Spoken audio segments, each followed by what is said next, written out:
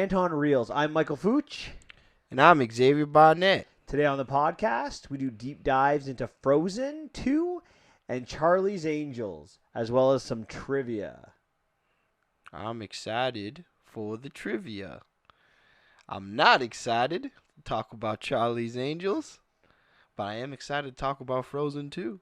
Oh, yeah? Hell yeah. Well, Xavier. Are we allowed to swear on this? Oh, sorry, guys. Sorry for the children. Well, Xavier, congratulations. What? Do you know what November 25th is? Is this our, year anniversary? Yeah. Oh, so it's the year since we've been A doing the year tomorrow is podcast. a year from our first episode. Yeah. How do you feel? I feel good because I've been on every episode. I know someone has not. What are you saying?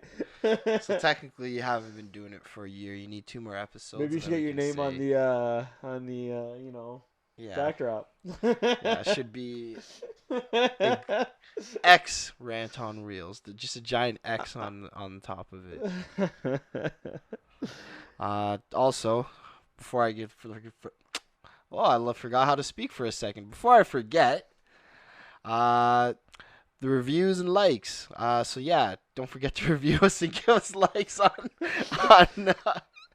Spotify, iTunes, Facebook, YouTube, SoundCloud.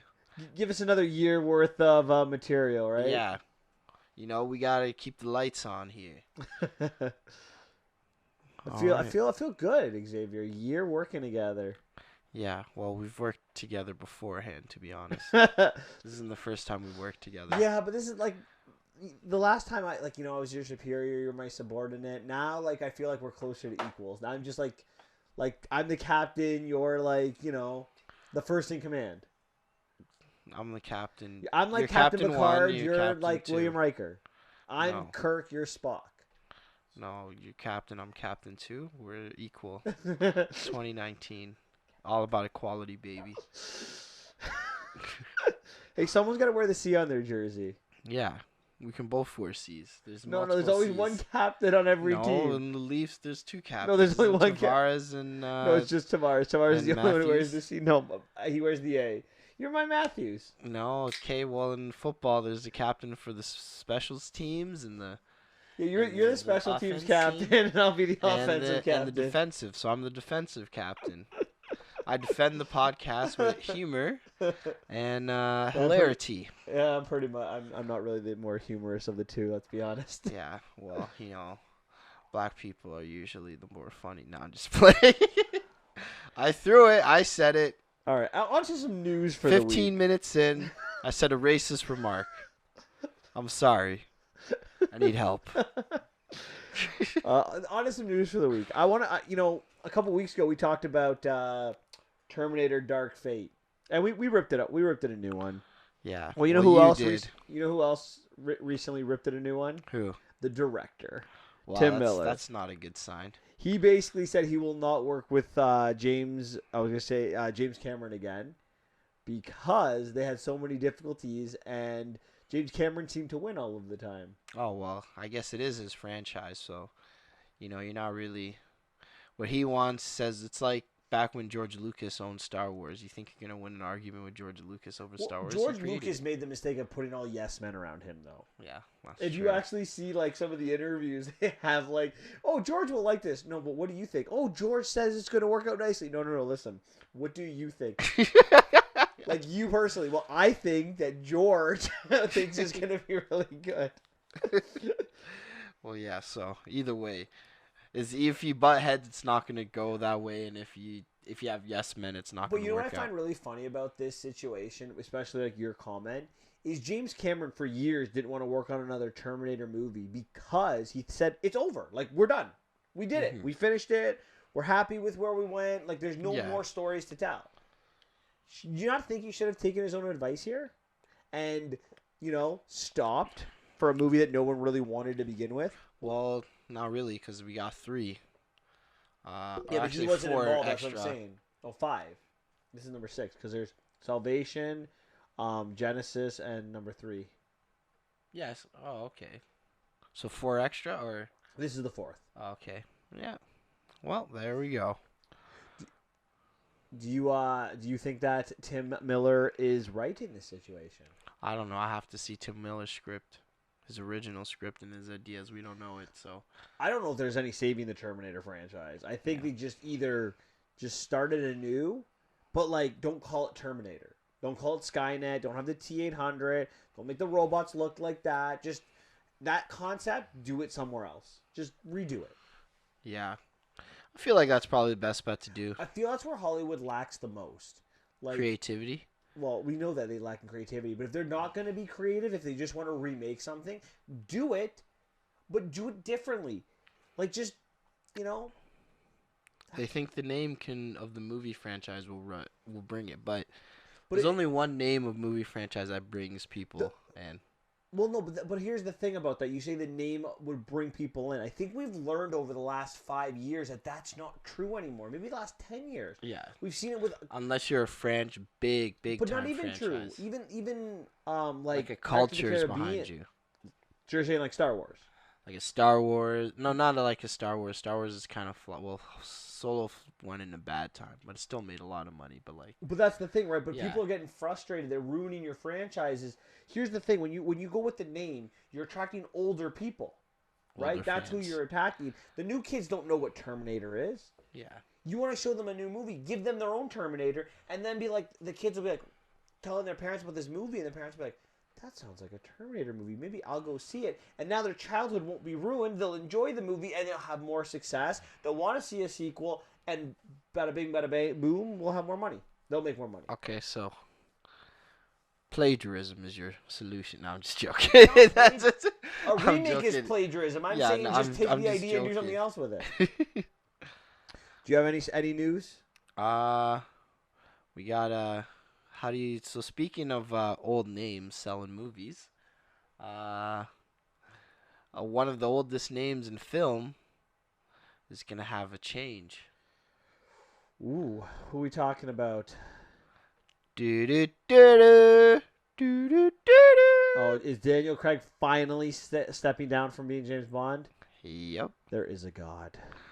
Well, He he is- gave you five. He gave you five James Bonds. I don't know if there is. I mean 4. This is 5, won't it be?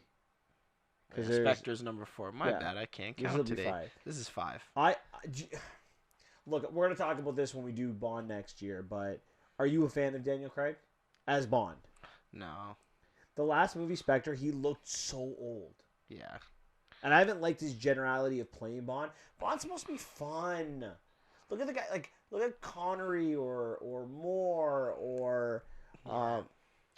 Bond pretty much just copies like whatever modern movie is popular. So I'm pretty sure the next Bond is gonna be all John Wick like. that would definitely not be a way I would go if I was the James Bond creators. Yeah. But they usually are like a product of whatever is popular in action movies. So if you want your fun Bonds, I guess it's Mission Impossible for now. Mission Impossible's are great movies. Mhm. Maybe they should copy a Mission Impossible. They're not gonna copy that. I know. That's a They're shame. like, what's good? Oh, they're the people like the John Wick movies. Let's have a bunch of clips of James Bond shooting people in the head and killing someone with a pencil.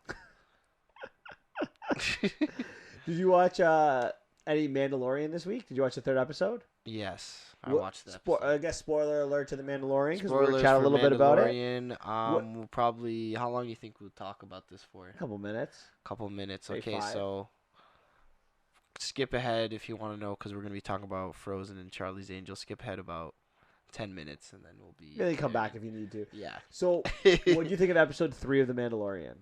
I really liked it. It was interesting. It was longer this time, 37 minutes, so I felt a little bit more happy. I like what you said about it because you texted me, so I'm just gonna let you say what you said it was because I'm actually surprised you like it because I didn't think you liked westerns. Well, just space really helps it. But this is like the one thing I really like about this film is it gives me a good, the bad, the ugly kind of feel, right? The man with no name, like in this case, the Mandalorian being the man with no face. Yeah. But you have this guy who comes in and like it's he walks into this western town and like there's a big epic shootout in it. You Yeah. have like traditional Western things, like the guy falling off the saloon. Yeah. Like it's just really, really well done. That's what made the first Star Wars so successful, like for some people, because George Lucas wasn't just like he made space, but he made like he got inspired from Japanese films, from like samurai films, like old style westerns and stuff like that. That's what made it work, because it's like, oh, it's all these like modern day era movies styles, but in space with sci-fi, right? That's what really made it, or like kung fu movies as well, right? It was some of that was based off of it. No one, and it's so true. And I think John Favreau, who has written, yeah. directed, produced this. I mean, I want you to think about something for a second before I make my point. Yeah. This man is Disney's it guy. He started the MCU with Iron Man. Yeah. He started take the animated movies and make them realistic with the Jungle Book. Mm-hmm. And now he started the Star Wars Disney Plus. Yeah. I mean, this guy, He's good in film, and he's a pretty good actor. Yo, I like him as an actor too. Yeah. But anyways, what I was kind of saying with this, like, his vision is to be very brilliant in how he developed this character. Like when he comes back in this film, and you know he's given the Yoda character up, and he gets all of his payment, and he creates his whole brand new armor, which looks amazing. Oh, it looks so good. Yeah, I love that as new armor. Anything else you want to talk about with this? Because there's a couple things I have to get off my chest. No, say what you have to say. So, what do you think of where this Yoda character is going? I have no idea now. I think he's going to be chased around the galaxy for now. Do you think that the Mandalorian made the right decision to go back for him? And why do you think he did it? Because that's the real question. I think it has something to do with his past, because every time he gets his armor built, he just goes through a flashback of how he was killed. So, or not killed, but like parents. has Mandalore. I'm assuming that was Mandalore, the Great Purge that was attacked. I think that's what he sees, and he sees a little bit of himself in the character, so he wants to help him out. And he saved his life too. What do you think? Like, I feel like this character is very honorable. Would you like? He's a bounty hunter, right? There's an honor that goes with it. But he's a Mandalorian bounty hunter, and they're very honorable people. So you were paid to do a job, and now you're kind of reneging on that. Yeah. Like, would you have an issue with that with this character? But he was paid stuff that was stolen from him as well, though. So technically, I guess he feels like it was his to begin with. Yeah, fair. Do you think that we are going to see the rest of the season with people chasing him, or is there going to be another overarching story in this? Do you think? I think it's more people chasing him. It doesn't seem to have any hints of any other overarching story. I guess that leads me to do you have anything you want to talk about before I? No. So it leads me to the last two questions I have from this episode. Number one, do you foresee a situation where we will see this Mandalorian, Mando, or this Yoda-like character in The Rise of Skywalker? I don't think so. You don't think so? I think it's a standalone story. Do you think that we will get more stories with this Yoda-like character moving on? Because we know they live for 900 years. Is this character going to be seen again on the small screen or on the big screen? I think on the small screen. I don't think we'll see him in the big screen. We might see him in the big screen because What's-His-Face was a character, that bounty hunter guy that Forrest Whitaker played. He was introduced in Star Wars Clone Wars. So was the reintroduction of Darth Maul into the universe. I think we will see him make the jump. It depends on how popular it is. We have to see what they have for him. I think we'll see him again in a small screen, like in another series. See, I'm going to tell you this: Disney Plus is not this. Disney invested in Disney Plus, right? This is a huge investment. This isn't. I don't want to say it's a gamble, but it's an investment. There's a reason why they're pumping money into these TV shows. But what I've seen in Marvel doing, we're gonna get these television shows in Marvel that relate directly to the MCU. Correct? Mm-hmm. I am betting that Disney is using these Star Wars movies these Star Wars shows. You need to watch them to understand the movies coming forward. I'm going to say that with not seeing a preview to Rise of Skywalker, I'm going to say that we will see this Yoda-like character somewhere in the movie Rise of Skywalker. Or if not in the Rise of Skywalker, when Disney starts making Star Wars movies again, I will be willing to bet. No. It has to be in Rise of Skywalker. You said your bet No, I was said in that. Rise of Skywalker. Yeah, no, I do. I think it will be in Rise of Skywalker. I do. But if He's it isn't, not. if I I'm bet wrong you about he is that- not. But if I am wrong, I will bet. Then I will double bet my bet. I will double down on saying that it will be in the next movie. Yeah. As No, long as it's in the next movie in the future, not a movie in the past. I'm not Obviously. disagreeing with you at all. I think he is going to be in a movie in the future. You I said- don't you think just said he Rise of wasn't. Skywalker. I said not in Rise of Skywalker. I said in. I said you think they're going to connect to the movie. You say you don't think so. No, I said what they're going to do first is put him in another film, in another TV show, and then put him in a movie. I don't think they're going to put him in a movie just yet. Okay, maybe. That's what I felt. I'm curious. Either way, I'm curious. Are you excited for episode 4? Last question. No. You're not? Are you serious right I'm now? kidding. I'm so excited. I cannot wait. That was the worst question Are ever. you- What do you think? No, just are you sorry? Maybe I should have said, are you more excited for episode 4 than you were for episode 3? Maybe I should have said it like that. I don't know. I just the same level of excitement Okay. until something really crazy happens. I haven't seen something really crazy yet, except for the end of episode 1. That was when it was like, whoa. Is Disney Plus doing the right thing by waiting a week for each episode, or should they do the Netflix model and just all out? I don't know. For me now, I kind of just want it all out. No, I don't, because we can't talk about it like this. Everyone. Yeah. The one thing I don't like about the Netflix model, don't get me wrong, Mm-hmm. it's not that I'm criticizing Netflix for it. I'm not, because I like the binge aspect to it. But like, I'll use Stranger Things as an example. When Stranger Things come out, I will pick a day, normally on a weekend, and I will watch all 8 episodes. Yeah. But here's the problem. Everyone watches it at different levels, so I can't talk about it with anyone until they're actually finished, because they might give something away by how I talk about it. And moreover than that, then you're talking about it from an entire episode 1, episode 8. You might miss the little cool things that you would talk about if you were talking about it, episode by episode. Yeah. Well, I don't care. That's what forums are for. I'll just watch it all at once. I don't like the talking. All right. Anyways, are you ready to get started? Yeah. All right. So we're going to start by talking about Frozen 2. Yeah, spoilers for Frozen 2 and Charlie's Angels and probably Frozen 1 and other Disney Pixar films and probably the first Charlie's Angels and other female action films. All right. Xavier, what are your opening thoughts on Frozen 2? I liked it. It wasn't bad. It reminded me a lot of a TV show called Avatar, Master of All 4 Elements, because, spoiler alert, that's what pretty much Elsa does. I don't know if I liked the ending. I don't know how I feel about that. I definitely don't like the ending, but Yeah, I we'll know. get into that. I don't know how I feel about that.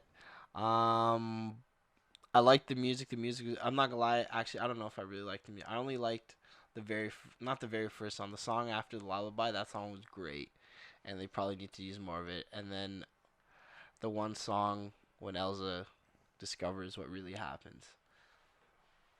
And I'm not gonna lie, it was pretty predictable, but it's a kid's film, so what are you gonna expect? Oh, is that it? Yeah, that's everything. All right. I'm going to say this. I was disappointed. And don't get me wrong here. I liked it. I'd watch it again. I'd watch it probably a bunch of times. It's just, I had high expectations. High expectations. Because the first one was great. Probably in my top 5 Disney movies. You know, Ever? yeah, probably somewhere up there. Wow. Top 10 for sure. Probably my top 5. It's close if it's not. I like the music. I think this movie did a good job not ruining any characters. They kept them the same-ish. Like, they didn't, destroy the fundamental natures of how these characters were. But I look at this movie, and I think to myself, my friend SJ has a really good point when she talks about sequels. And she calls it the quest for more money.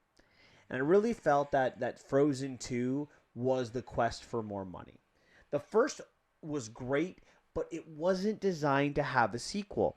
And, Xavier talks about predictability. I saw within the first 5 minutes of this film everything that was going to happen. And Here's the thing. To me, what makes a Disney movie great? If you ask me the Disney formula to make a movie great, I can think of 5 things. But the number one thing if you ask me, what makes a Disney movie classic? What makes a classic children's movie? A classic children's movie to me, the recipe, the number one thing is that it hits all age groups. Every age group can take something special out of that movie, and it's phenomenal for that. And I think that's where Frozen 2 really lacks because of that predictability you talk about. The first Frozen wasn't predictable. You thought that Anna was going to sacrifice herself to save Elsa, and that was going to be what actually frees her heart at the beginning of the movie. Yeah. I thought in the first 5 minutes of this film, everything was predictable. I don't think they should have gone into the past. I think they should have gone somewhere into the future. What I will say I don't like about this film is, and we'll get into it, I think it was a little too dark for my liking or for an animated movie in general. I didn't like the theme. I definitely didn't like the ending. I wasn't a big fan of the villain. And I wasn't a big fan of the music. I didn't hate the music. Who's the villain? The grandfather. I guess technically. Yeah. He's dead. I also don't really alert. like the message. I don't. We'll get into that. That's kind of the ending to me, where I thought. What I did like though, I like elements of the story. I like the Kristoff proposal element. I love the Anna character. She's my favorite character from the first one. I think they do a really good job continuing to develop her in the second one. I liked some other elements here and there as well. The humor was good. I mean, I love Olaf too. You can't go wrong with good Olaf. Yeah, the Olaf humor was pretty bang on. Okay. So let's deep dive into this. So the movie begins with young Elsa and young Anna, and they're playing. The parents come in to put them to bed, and they seem okay with Elsa's powers. While they're playing. I think it's before Anna got It is. struck. No, it is. 100% is definitely because at that moment she shuts herself out, right? Because that's where the fear dominates her life. Yeah. But she's using her powers pretty confidently at this point. Parents are okay with her using the powers, everything like that. The dad tells a story of a real enchanted forest. There are 4 elements that are in this forest that everyone can play with, lots of magic. And his grandfather, or his father, sorry, your grandfather, the kid's grandfather, he built a dam for them. And then when they were celebrating this dam, there was a fight broke out that nobody knew who started it. And then the father was saved by some mysterious person. So I guess, did you like the beginning of this film? Yeah, I didn't mind the beginning. See, I disliked it. I disliked it a lot. And the first thing I have to dislike it is I didn't like... So again, we talk about a movie that's not designed for a sequel. Yeah. So it's like, okay, we're going to make a sequel to Frozen. It made $1 billion. What do we want to do? We want to talk about Elsa's past. Or we want to talk about her powers. Sorry, not her past, her powers. Well, we have to now go into the first movie and contradict things that were developed. Because here's the thing. Look how the parents view the powers in the first movie. I rewatched the first 10 minutes of Frozen to confirm this, but both parents were afraid and didn't understand how she got these powers. But the mom was from this other world. She would have seen people control their powers. She presumably would know that love is how you control them and fear is what doesn't allow you to control them. Why? I forgot about the first Frozen. I didn't even remember that. We've talked a lot of movies on this podcast and out of this podcast, and I say continuity to me is the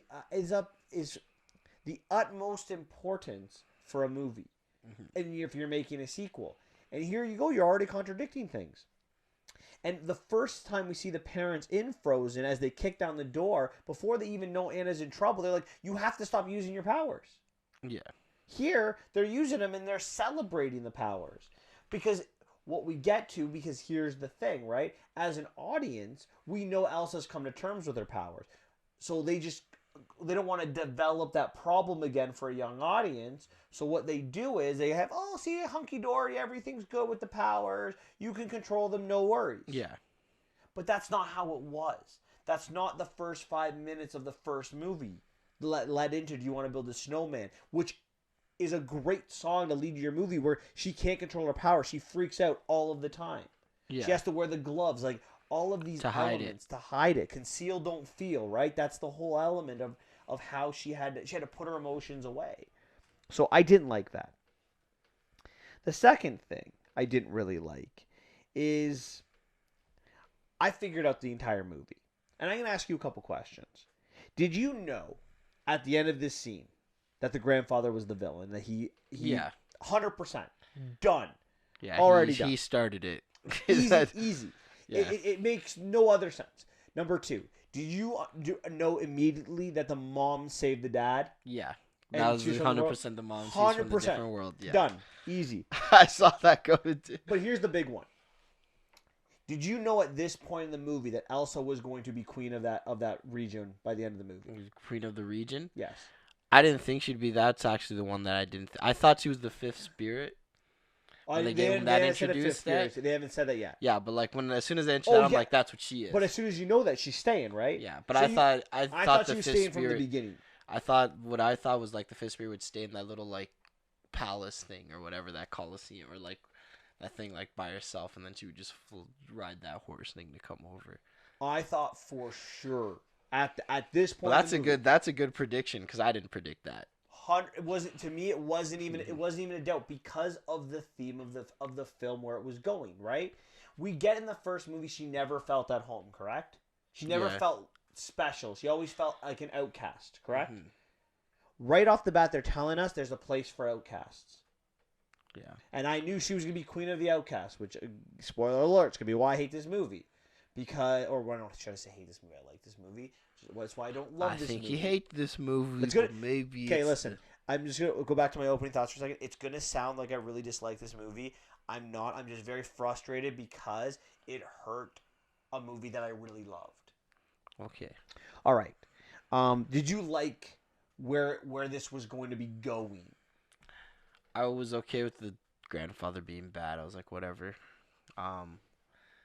But I was okay with it. I was like, okay, I kind of want to see the Enchanted Forest, and I wanted to see the new Avatar.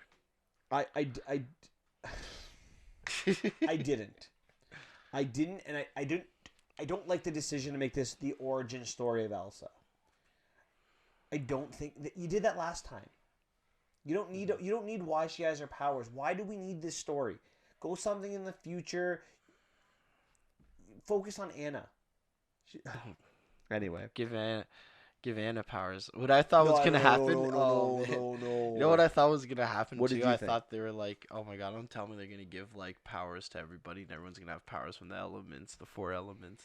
No. And stuff. But I was like, okay, whatever. I thought this just spirits. Just based on how the first one was going, I knew. All right. So we got a quick little song, and then it's Frozen 2. And then we get to the present. And Elsa, in the present, she's hearing these voices. She refuses. Voices in my head. She refuses to tell anyone. We see Olaf, who's not liking change, and we actually got a song on change, which I think you said is your favorite song. Yeah, it's the best song. It is the best song in the movie. I agree. It is. It's not the most catchy song, but at least it works to where we're going. Yeah. We have Anna, who's now with Kristoff. She's very happy on how things are, and we have Kristoff, who wants to propose. He's clearly very nervous. At least they didn't break him up in this sequel. I agree. It was very, very good. Personally, minus the hearing voices element of this really next 5 minutes of the film, I really liked how all the characters were introduced. How like they gave each one of our 4 major characters a little bit of screen time, a little bit of where are they now. This is 3 years after the first movie. I liked it. What did you think of it? Yeah, I felt the same way. Not too different here. It was like, okay, here we go. Reintroduce liking Olaf. I liked Olaf a lot more in this one though. Really? Yeah. How come?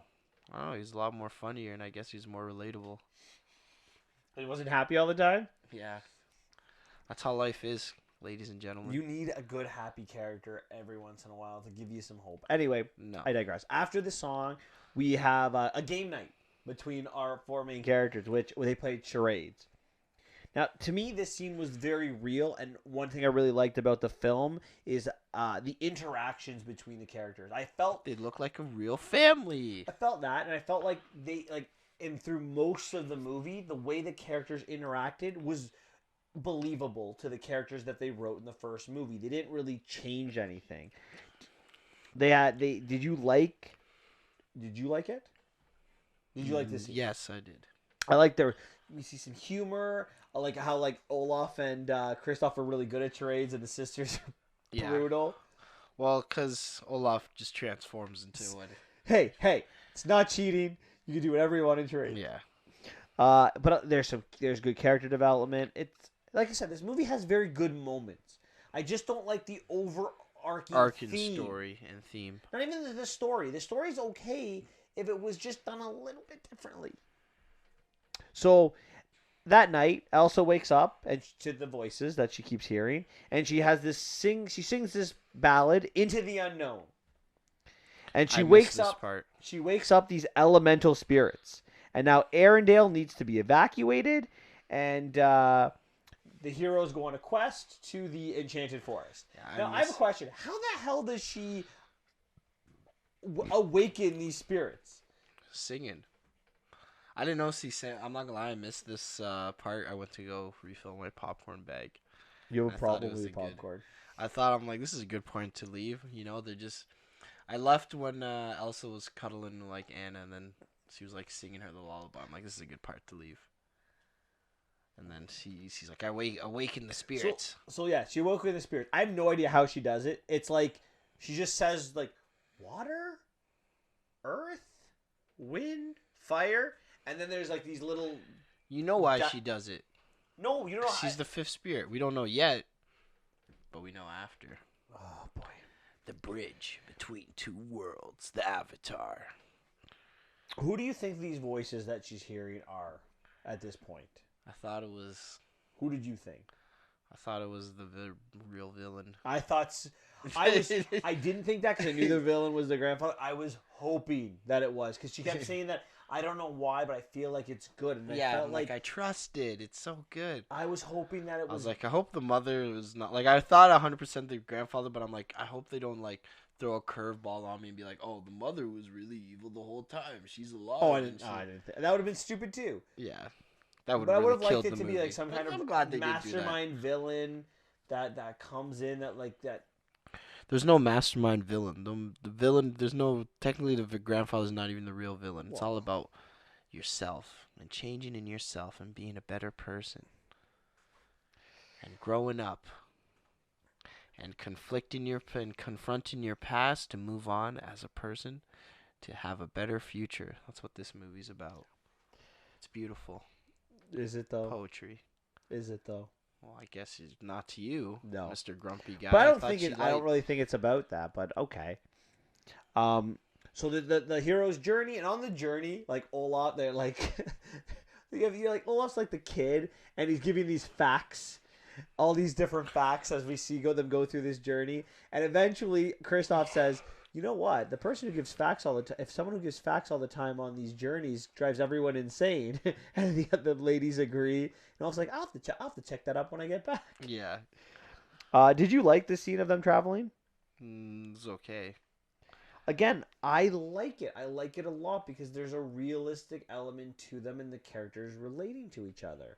And then after this, like Olaf and Elsa fall asleep, and Anna and Kristoff are talking, and Kristoff wants to use this moment to propose. And like, again, really true to his character, he can't put the words right. He's like, remember this? I remember this, like deja vu a little bit. The two of us, Sven leading us on a sled, and you were kind of crazy back then. And it's like, wait, you thought I was crazy? You think I'm crazy? It's almost like Anna because she has that naiveness still. She has that, like, she's, she has a thought process of herself. And the last person she loved obviously tried to, murder her and her sister and take over Arendelle. So she has a hard time trusting. So she thinks that, like, Kristoff is growing apart from them, right? But they're not. And it's that sometimes miscommunication is really funny. Yes, that is correct. So when they arrive at the forest, they are attacked by different elements.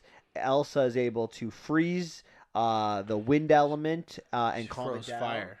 She also froze the wind, right? They were in the Yeah. tornado. She froze it all. Yeah, that's strong, then- but she froze fire. That's after. Then she freezes the fire and the fire elements. The elemental. You is know like a how little cold lizard. you have to be to freeze fire? They should put her in the next death battle, her versus Iceman. Shout out that YouTube channel. Did you like the Gale, who's the wind elemental, and the salamander? That's the. Oh, I fire love the elemental parts. It reminded me of one of my favorite TV shows growing up. Which one? Avatar. Can I be honest with you? I Why? didn't like it as much because What, it's the too movie? fantasy for me. The movie or the No, TV like show? in Frozen. I never watched the Avatar. the Oh last yeah. Airbender. Oh okay. Oh yeah. Of course you don't like because you hate fantasy. I'm not a big. It was. You're It was not a big. I little hate too- fantasy. Fantasy sucks. It was a That's little you. too fantasy for me. Yeah, it I was was. okay. I didn't mind it. I feel like they went. They took. How too how much is how is Elsa bringing a giant freaking ice monster not too fantasy for you? Well, but it's the thing that if there's only one character that has it, I'm almost more understandable. But now you have these elementals that are running the like that have been existed for presumably hundreds a of millennia. years, for millennia. I don't know. It's now when it was just Elsa as like one character. Now it's the world is Yeah, fantasy. but there had to be a fantasy world if one person has ice powers. I know, and I know I'm nitpicking, man. It's not. I didn't love it. I didn't love these elementals. They didn't. Yeah, They became too much of the plot for me, and less away from the characters. they needed to be part of the plot. They were needed. They're a necessity. They're like food. It needs to feed on it. Okay. So after meeting these elementals, they also meet two groups of people. The North Elodra, I think that's how you say it. I don't know how to say their The names. people that lived in the forest, yeah, I know. and the Arendelle soldiers Just call them the that were spirit there. people. So initially they were hostile towards our heroes, but they find out that Elsa and Anna's mother was actually one of the forest people. Yeah, they found that out by. I think this is the best scene in the entire movie. It's when Olaf acts out the entire Frozen one. Oh my God, I love that. And then he puts him up to speed. I think that's probably the best part of the entire movie. When he acts it out and you see like Yeah. everyone like so into the story. Yeah, right. He No. didn't. No, what? Why? It's so that is the best part of the movie. Yeah, I agree with you. But again, Olaf, that's something he would do. yeah, and that's why I think that's why Olaf grew on me. 'Cause one of that scene cemented him as the best Frozen character. So they find out like the mom is the mysterious person, and everyone opens up their arms to her. Did you like the reveal of how the mom was discovered? They looked at an ice thing. figurine of like a memory that apparently in this movie, I guess this Water maybe holds this is memories. maybe this is the reason I thought it was too fantasy. It wasn't necessarily the elementals. It is that water has memories and Anna can freeze the memories. Yeah, freezing the memory. Maybe that's what. Is that not too much for you? No, it's like the classic Bruce Lee line: "Be like water, my friend. It flows into everything. Did you like Put this? water into a cup, it becomes the cup. You put water into a pot, it becomes the pot. You put water into a bottle, it becomes the bottle. Like water, my friend." You never heard that classic speech from Jet Li? It's an amazing speech. It's called Being Adaptable. But yes, I did like the scene.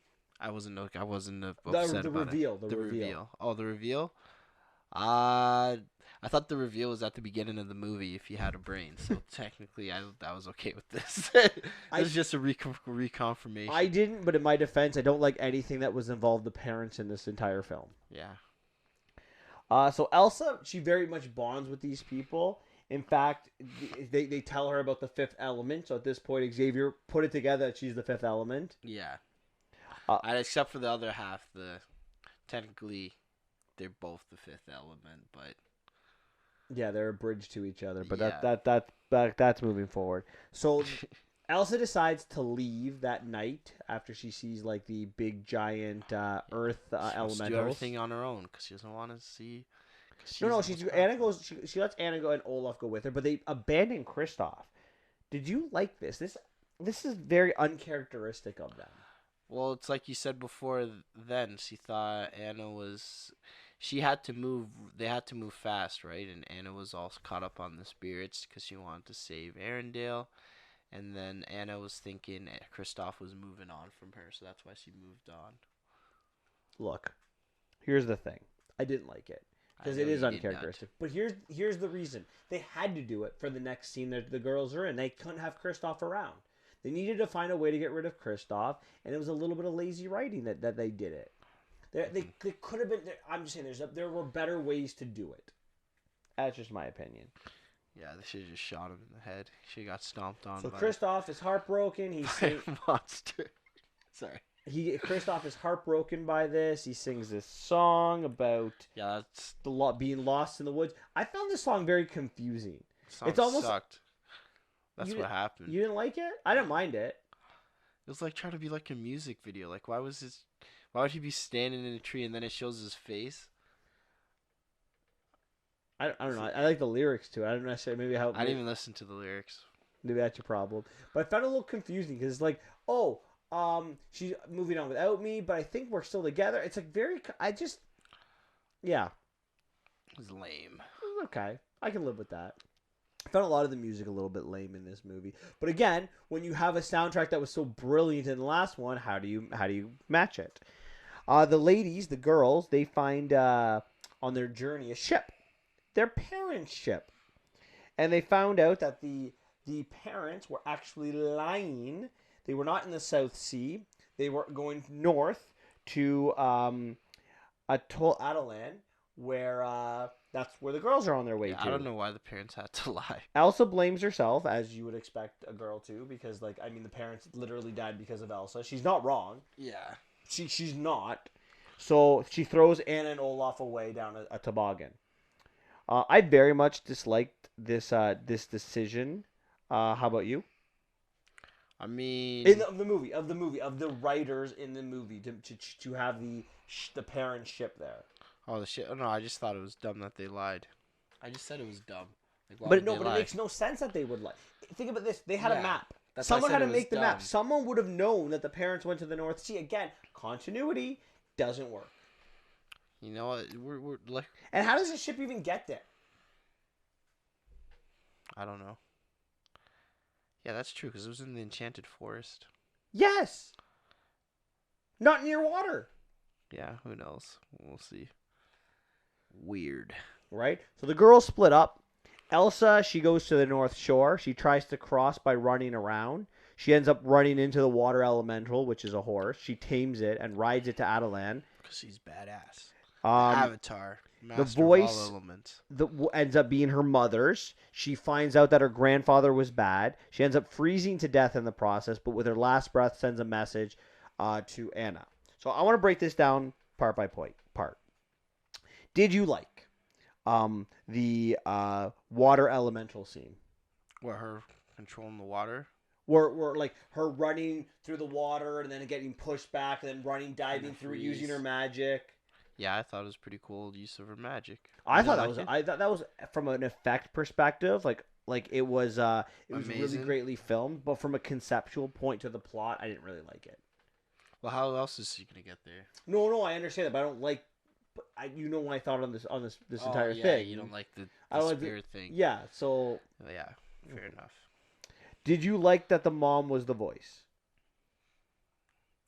Was it really the mom? I thought it was just like feel like it was the spirit. I thought it was just the spirits trying to connect. The spirit of the death. That's not a spirit. We know what the 4 elementals are. That's not an elemental. And she's the 5th. Yeah. There's another spirit. Watch. It's Frozen 3. Coco spirit. Frozen Coco. No. I know. I'm just joking. It was the mom.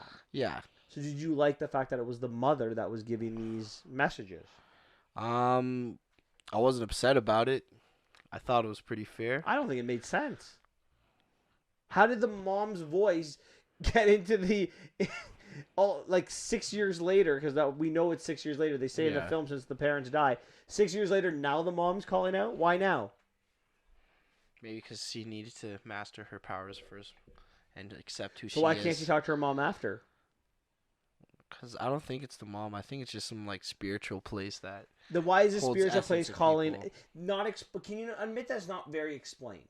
Yeah, no, that's All right. fair enough.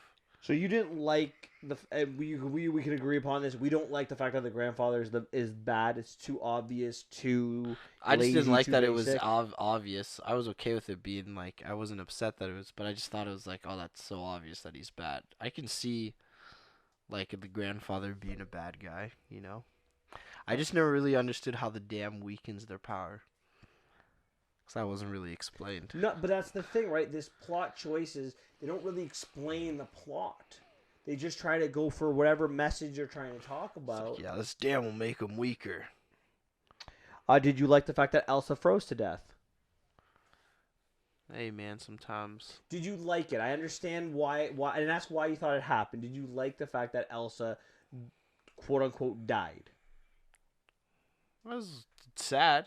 I No, didn't it's really not. You thought sad. she was gonna die. I knew she wasn't really gonna Exactly. die for So sure. why have her freeze to death? I don't know. I just had no It's idea just- why they did it. To me, it's lazy writing. Yeah. Meanwhile, so Elsa's quote unquote dead. Anna, we go back to her story. She's after sliding away, she gets cornered pretty much into a cave because of the earth elementals, and she gets that message from Elsa, and she realizes she has to destroy the bridge. But Olaf dies, and she has this very sad song that she sings. That's probably the worst song in the That song sucks too. in the movie. I did not. She's able to get the earth elementals to throw rocks to destroy the dam. Kristoff and the guards help her. Was Anna underused in this movie? Underused. Yeah, it was Elsa movie. She was very much underused in my opinion. But again, this was like you said, you just said it, it's Elsa's movie, and I think that's where this movie fails for me as an overall movie, which takes this movie from an okay movie, or which could have taken this movie from an okay movie to a great movie. The first movie was great because it was this movie about sisters and how that they were so close when they were young, but they grew apart because of lies and because of these powers, and how they got back together. And this movie is just Elsa's story, and they missed the magic of the real magic, not the ice magic of the first film, I think. So after the dam comes down, Elsa magically awakes for some reason. I don't know why, but she magically reawakens, and then the water elemental. So everything is set. The water elemental takes her back to Arendelle. She's able to save the city from the flood. She just then runs away without saying anything. And then Anna and Kristoff, they reunite. Elsa returns. They reconstruct Olaf. Kristoff proposes. Any issues? Oh, I just didn't like the fact that Elsa's not going to Hold be on. the queen anymore. Hold on, I'm not there yet. I'm not talking about up to the proposal part, because this is like when they're all together. Oh, I liked the proposal. It was nice. It was magical. Yeah, I have no issues. It's gonna be Happy ending expected in your animated movie that, Yeah. that the main characters normally don't die. But then we get to the part that Elsa or Anna figures out that Elsa's the fifth elemental. Did you like this? No. Me either. Now she says she's going to stay because this is where she was meant to be. Anna will become queen of Arendelle. Elsa will become queen / protector of the forest. They will be a bridge to each other. A la Maleficent. Yeah. Talk to me why you didn't like this before I give you my thoughts. What? Because, I don't know. I just liked Elsa being... Mine is pure personal. I just like Elsa better as being the queen and, like the family aspect. And now that she's going to live far away, I just want them to be together forever. I like that element. Very simple like that. I like that too, but I absolutely this is to me the big problem with this movie, the message. I knew this was going to happen, but I was begging to be wrong on this. To me now the message becomes this: send away the different people. If you're different, go away. Go far away to the north into the land of the lost toys, to take something from Rudolph the Red-Nosed Reindeer. Right? Keep them apart. Why aren't we bringing them together? Why aren't the grandfather's point was to destroy them, right? Mm-hmm. Close the bridge, fear of this magic powers. So now what? All the people in the forest, they live with their magic, and the people in Arendelle live with Arendelle, and they're separate. And Elsa, because she's different, has to be sent away. I don't know if it has to be sent away. I think because I don't think they're really separated, because they're still like because he comes over to go play and everything like that. Yeah, but that's like once a week, once a month. We're talking about like living together. Yeah, but they have different culture style, right? So that's I don't know if it's saying if you're different. She lived in Arendelle her entire life. Why is she being sent away? Because she's different. That's the only reason. Why can't Anna take care of the people in the north?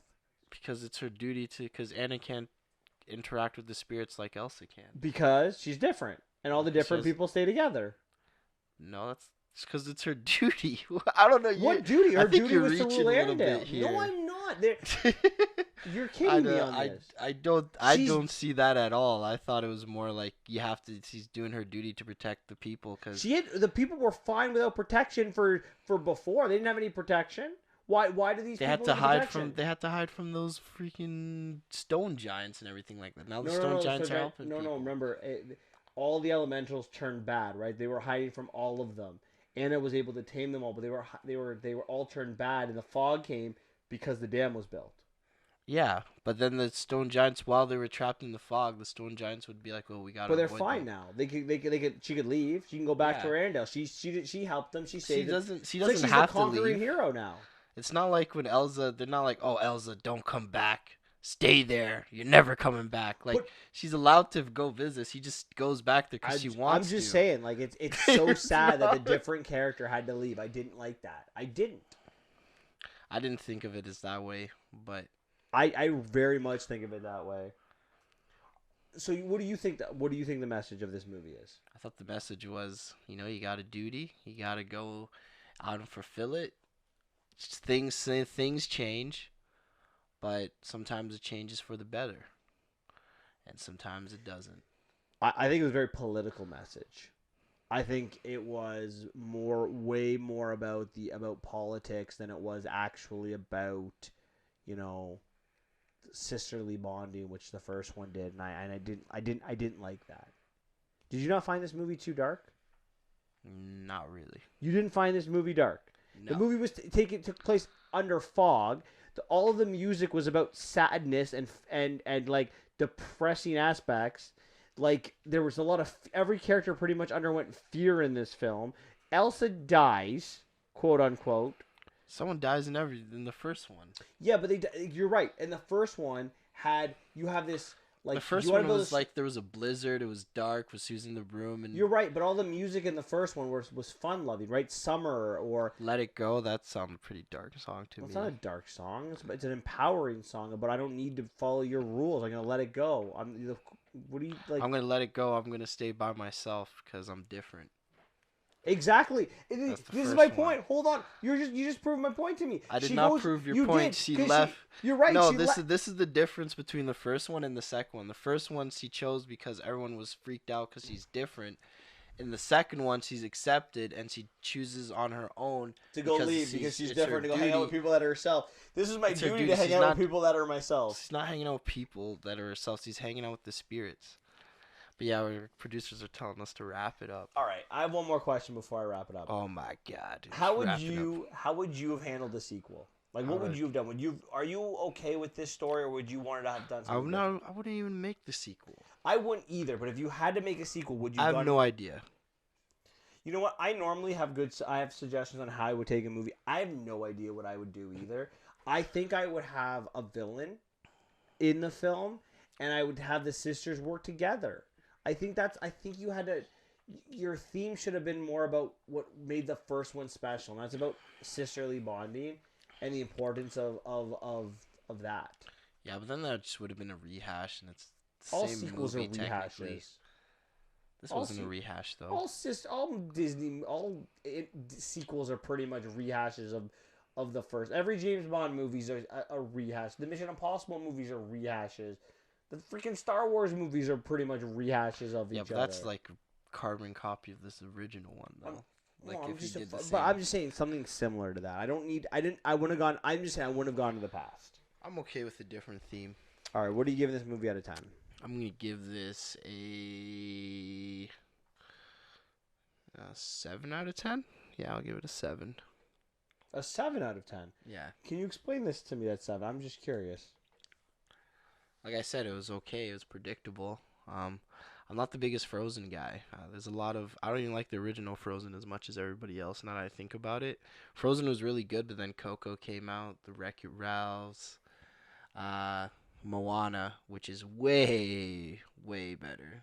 Even talking about this makes me think Moana's the better movie. I hope that doesn't get a sequel. No sequel, please, for Moana. Just keep it the amazing movie it is. So.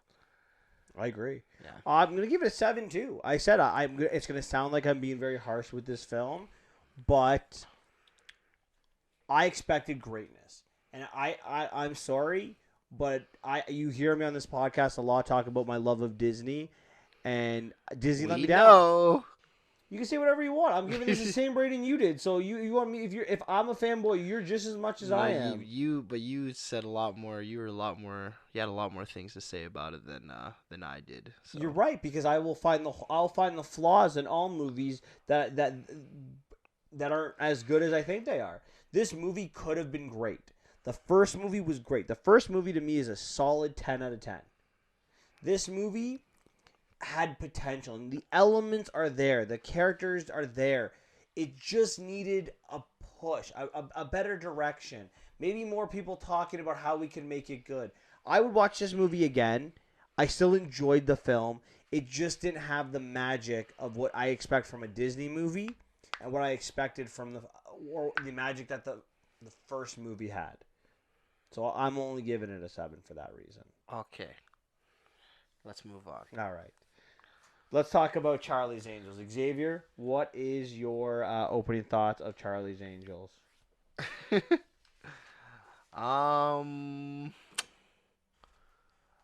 see. That's where to start.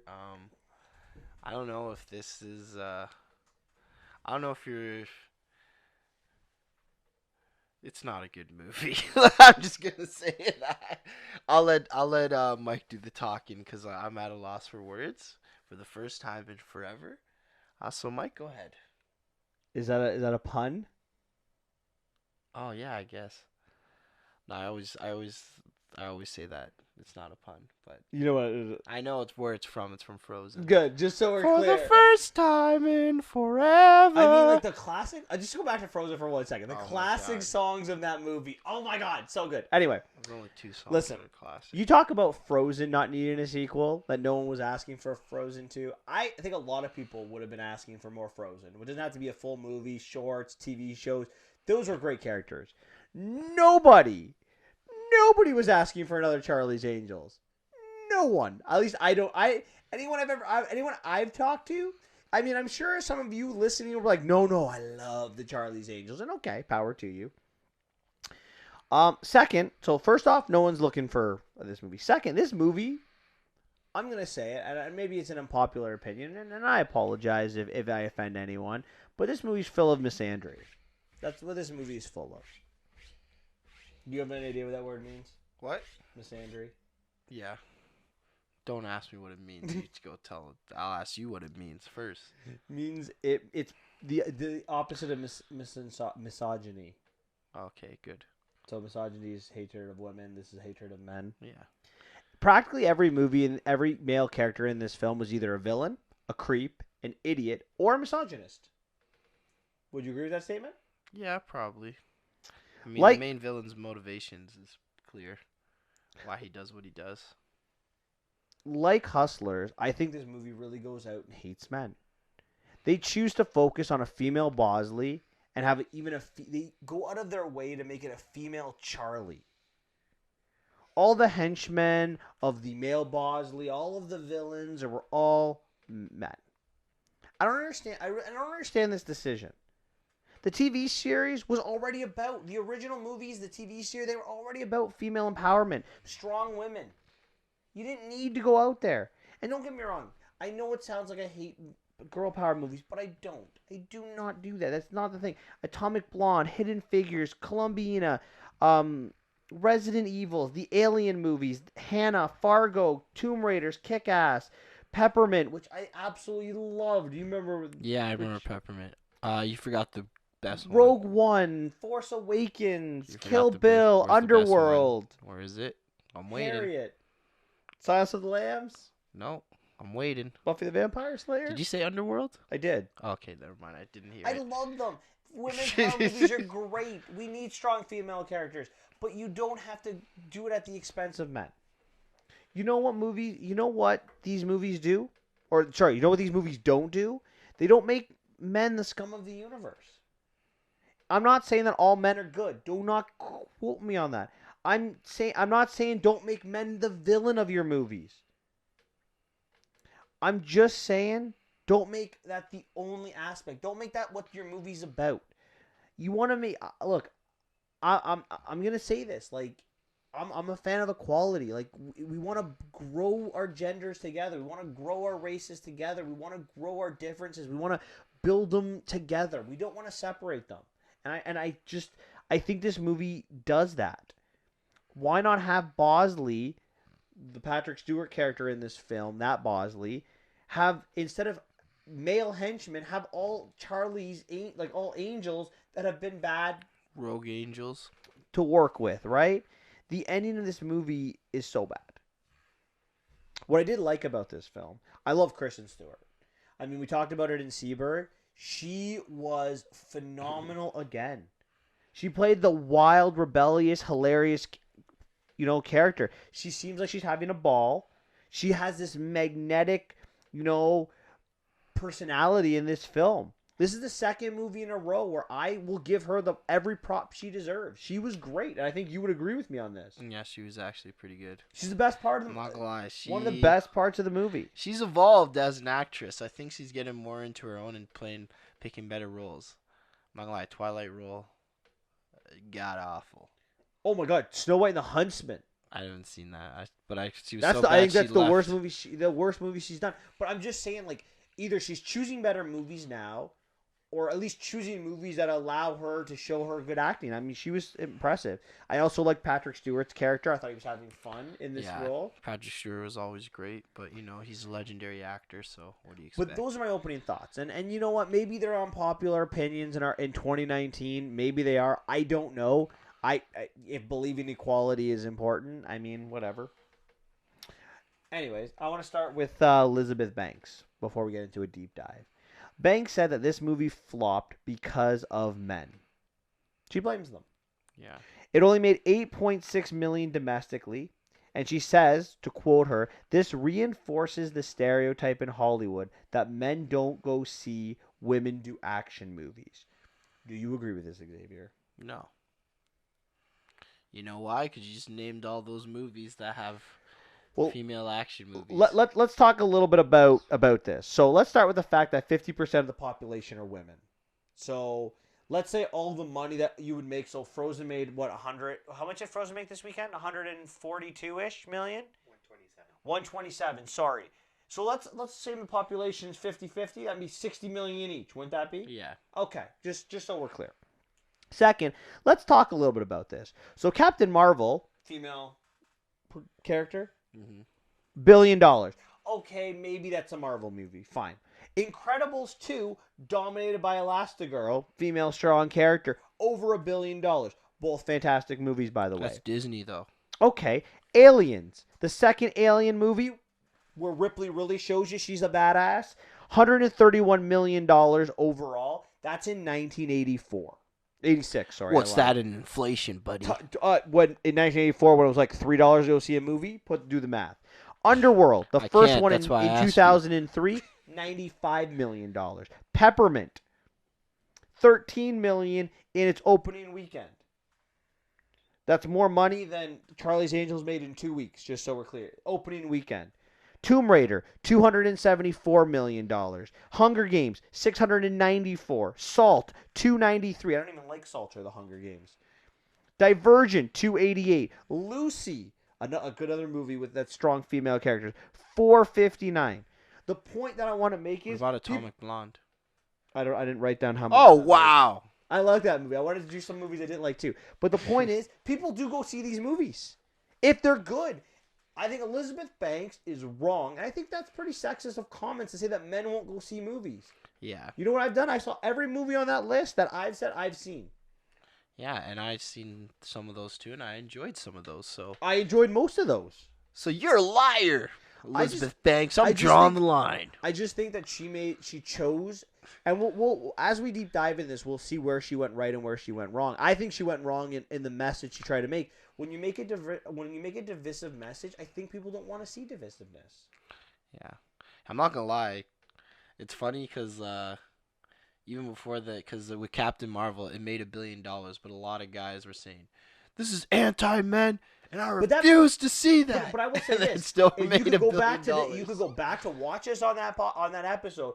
I did not think that. I still Yeah, don't we think didn't. that. I don't think that either. But it's just funny that guys were saying like, because Brie Larson was saying, "Oh, if you're a guy, you're gonna hate Captain Marvel." Blah blah blah. Of course, just but talking all why? this crap, and these guys are like, "I refuse to watch this movie." But that's the thing, right? SJWs. The Ruining Samuel L. film. Jackson wasn't a villain in the film. Yeah, and he was And smart and capable. some of the quote unquote bad people were women, right? There wasn't just Yeah. men bad, women good. It was developed. And People are bad. There are a lot of people of all race, gender, creed, religion, orientation, age. There are bad people of all ages, of all genders, of all Yeah. creeds. Guess They're what? just- Bad people everywhere. But there's also good in everyone. I don't And know I about think- that. I think that's where this movie really fails, and I think Yeah. Elizabeth Banks should be looking at that when she's making her next film. I'm Yeah. sorry, but that's just my opinion.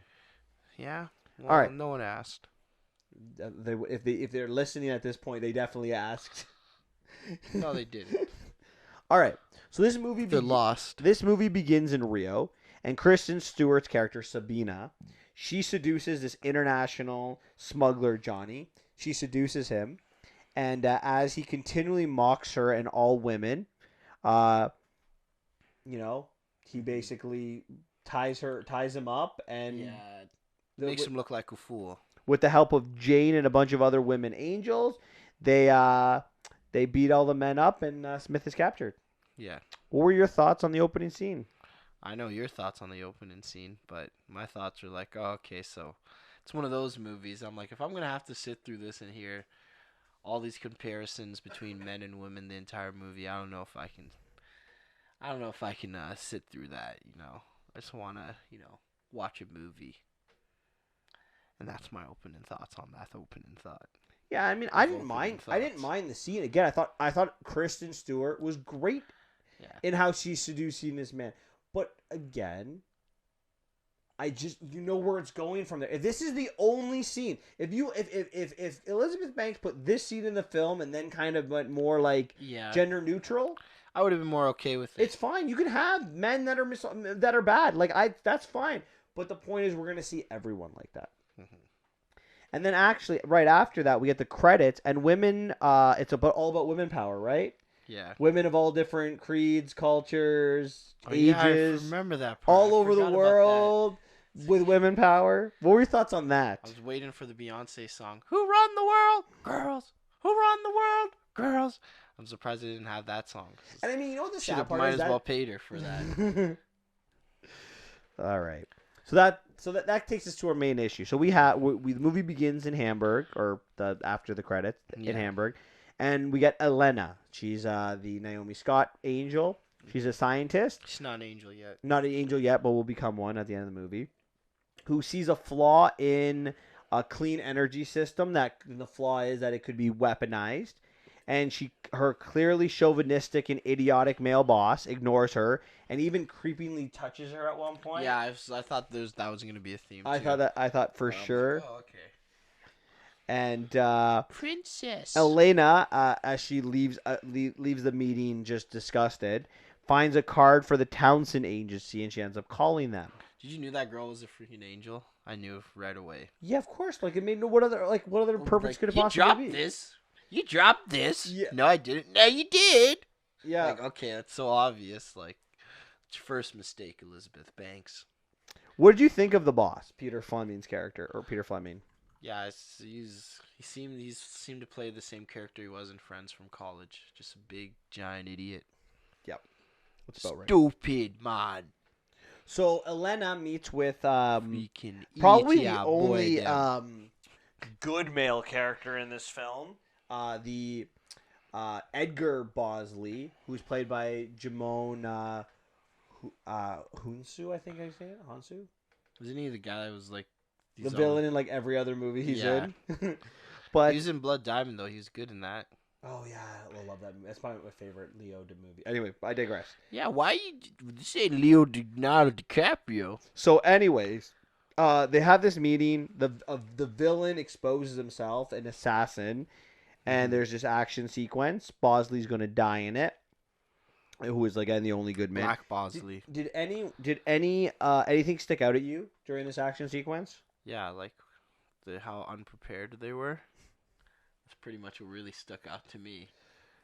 They were just not ready for anything. I didn't really like this sequence, but can I tell you what I hated the most about it? Why? So, basically, the sequence was Bosley was driving the car, Jane was shooting at the military tank kind of car that wasn't a tank, and Kristen Stewart's character Sabina was chasing on a motorcycle. Yeah, and when she finally catches up at full speed, she like falls off the motorcycle and uses the motorcycle to hit the assassin on the knees, which makes him fall down, and then he walks away. Yeah, he gets a little bit of a limp for like a second. Yeah, that just bothered me. What is it with these movies now? With you, why can people take motorcycle hits?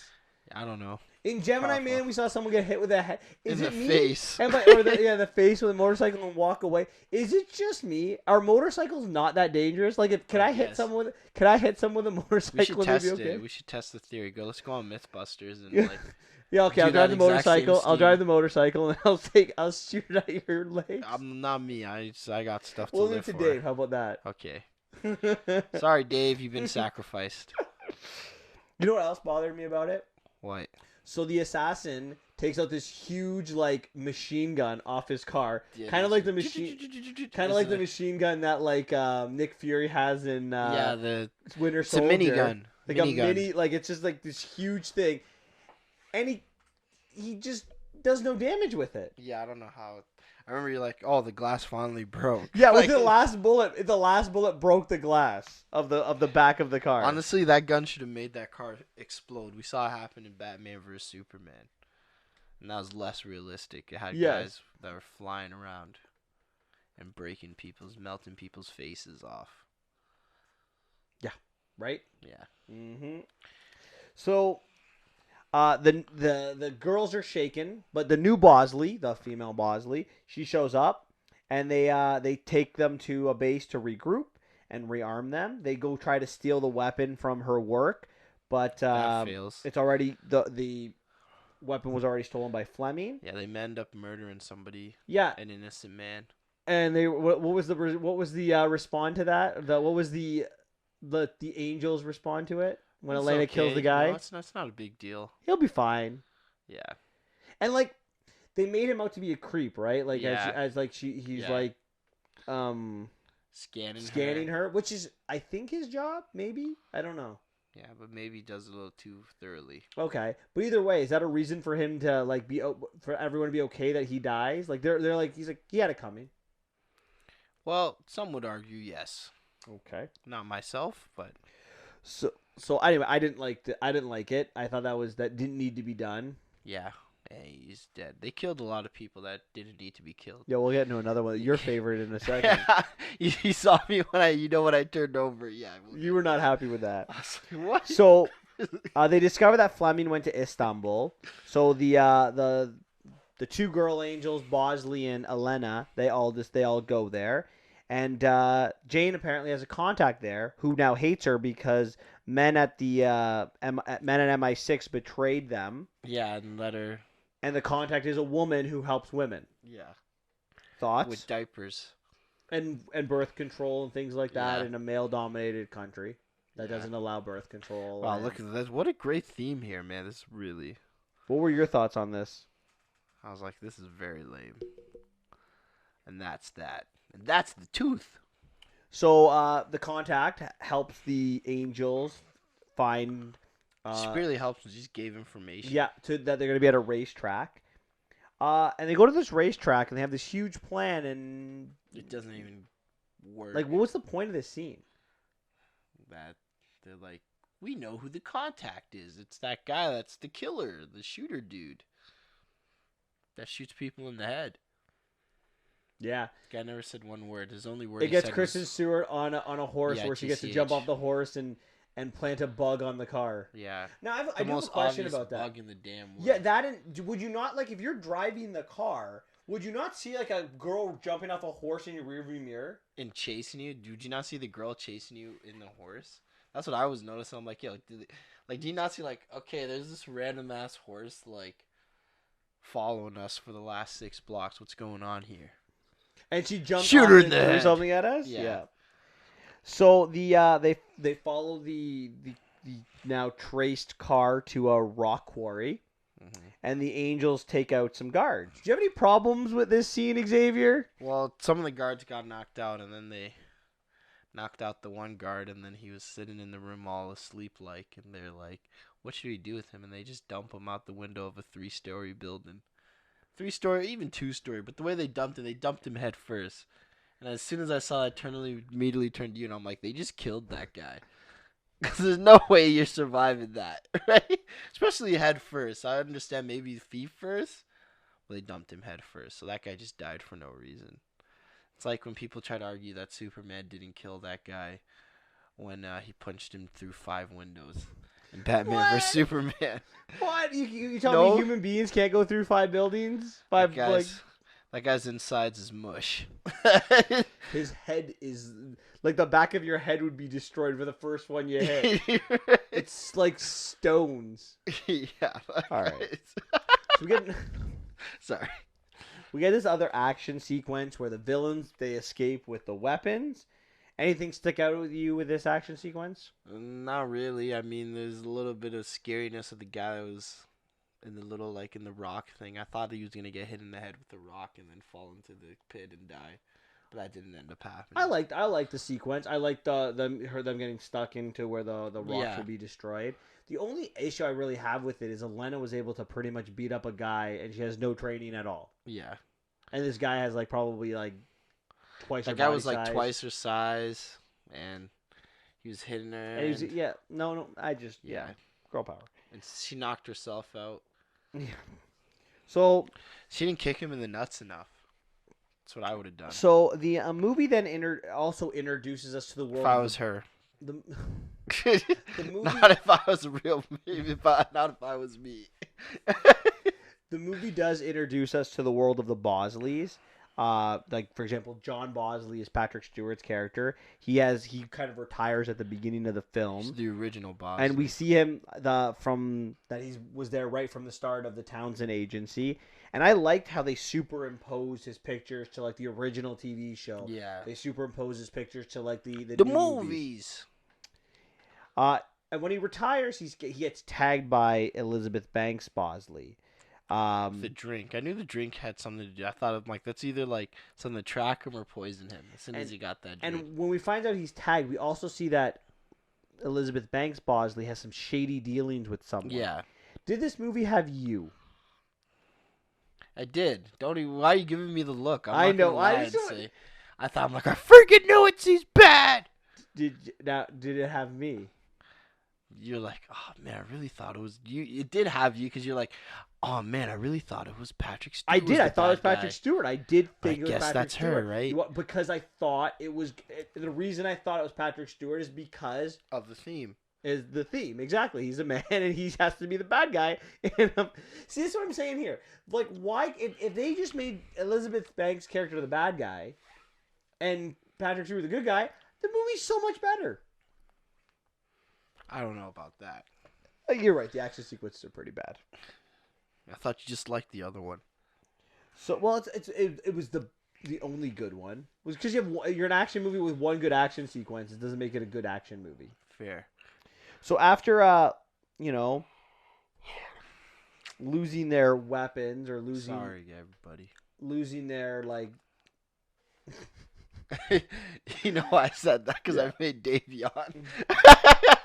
But after losing this battle and having the weapons getting away, they go to their safe house, and their safe house is destroyed. Gets blown up. Patrick Stewart's Bosley, I don't know how John, any of them are alive.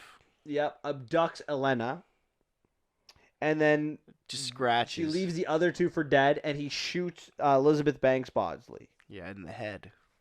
I She's know how you feel killed. about this. How do they survive a bomb exploding Yeah. and be fine the next scene? Yeah, like they literally barely were hurt. Not even a little bit. Like I Yeah. mean, Sabina needed to be carried off to a hospital, but she wakes up and is fine immediately. Mm-hmm. That's the Point blank explosion. So we get to this party in Hamburg because John Bosley, our Patrick Stewart Bosley character, he reveals his motives. And the reason why he's become bad is because he was passed on being the next Charlie Passed by over. a woman. Yeah. Passed over, sorry. On being the next Charlie by a woman. What are your thoughts on this? Strong little dick energy. Have Yeah. you heard those terms before? Yeah. I think I've made my my opinion clear on this issue. Yeah. So the angels are going to arrive, and we get another action sequence where Jane is going to kill Hoduck. Sabina is going Is to that save the bad guy? the male the guy that never assassin. talks?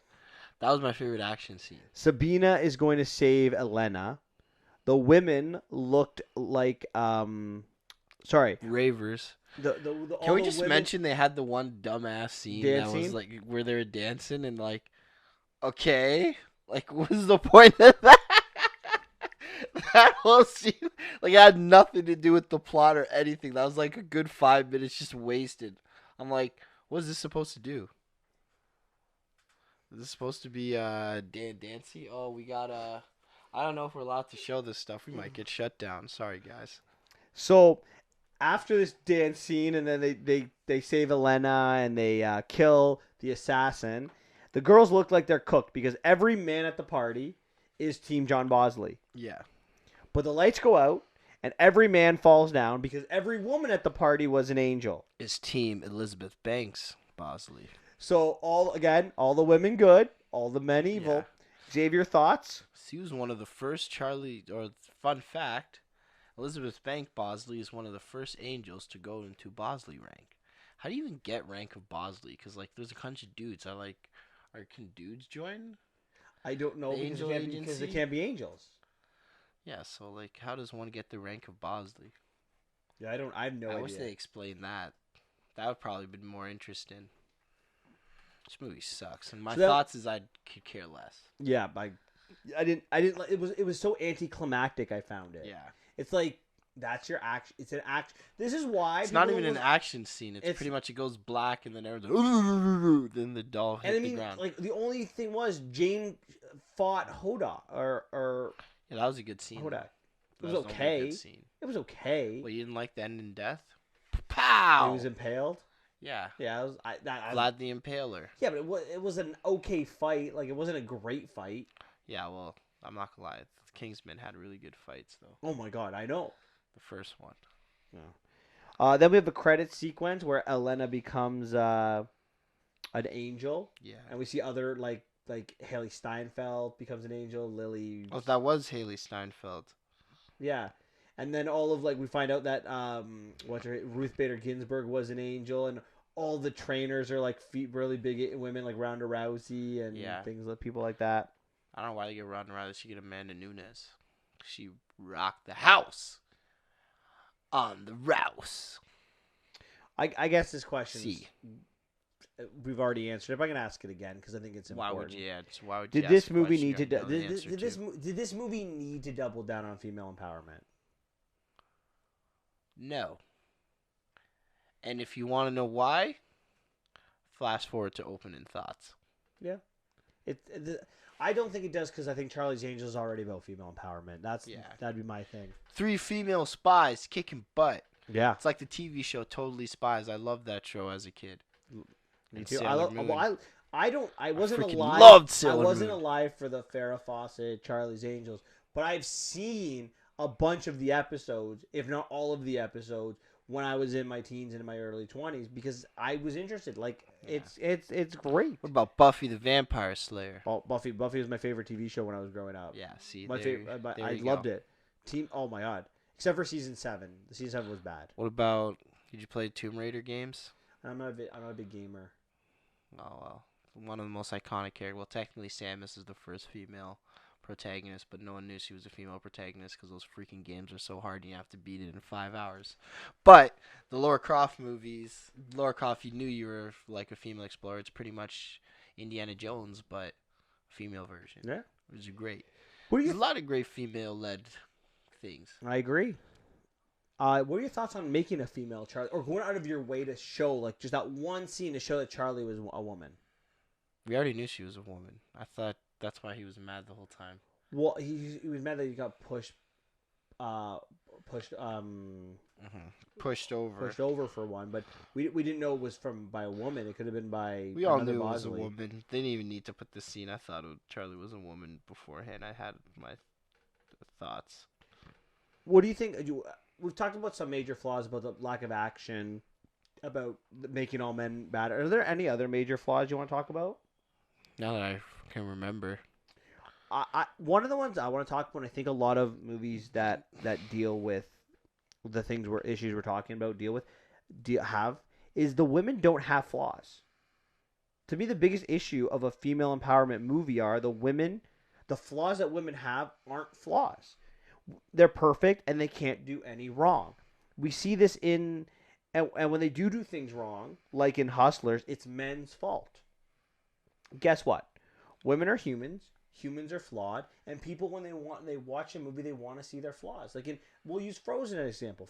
To me, the first Frozen is a female empowerment movie. Both Anna and Elsa have flaws that they must overcome. Yeah. It's not relatable if they don't have flaws. That's Exactly. the thing, right? You know? It's okay for women to have flaws. Protagonist needs to have a challenge. What's Sabina's flaw in this movie? She comes from too much money. What's Jane's flaw in this movie? She has trouble letting people in. She doesn't trust people. What are the men's flaws in this movie? They're greedy. Scumbags. It doesn't represent the real vision of what thriving womanhood needs to be. And I'm not one to tell you what thriving womanhood is because I'm not a woman, but I would imagine it's overcoming real flaws that you have. Yeah. That's what makes you strong. That's what makes me strong as a human being is overcoming some of the flaws that I have in my character. Yeah. What are your thoughts on Elena? I mean, she's the smart one. They always have to have the nerd one, but then I guess Jane is the smart one too. I didn't like her. You I didn't like her at all. I thought she was completely useless. She killed somebody? No, she's actually felt bad. She's the only person who felt bad she killed someone. I just felt she's useless in this movie. Yeah, pretty much. She was useless until she got trained to be an angel. My favorite character was definitely Sabina. It was Kristen Stewart's character. Yeah, I kind of like Jane a little bit more. But I always like the badass character that doesn't talk much and lets people in. All right, so here's my question for you. What's your question? I'm going to allow you to go back in time to be on the script writing for this film. They're going to make it, but you're on the script. You're going to help them out. What do you do to fix it? I make the bad guy. I'm not a writer, so. Well, you're a visionary. You've seen enough movies. Maybe not as many as I have, but you've seen a lot of movies. I don't know. I just let them kill people. Shoot them in a bunch of heads, just John Wick style. I kind of gave you an example for me with making Patrick Stewart have a team of angels. But I have another thing. Just make it fun. Action movies need to be about fun. Good action movies are about fun. War movies can be dark. Action movies need to be fun. You want to know why Arnold Schwarzenegger has a career? Because watch his movies. They're fun movies. They can be over the top if you have the right tone.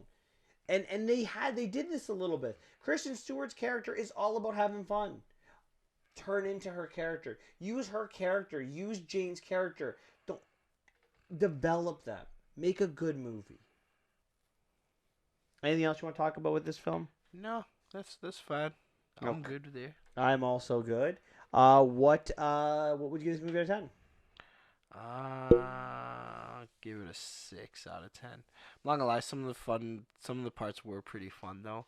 Wasn't the worst story I've ever heard. I still kind of enjoyed it, even for all its you know problems and flaws. But some of the scenes were really hit home and were really good, and still it paced well as well. And Well, I mean, and I get it.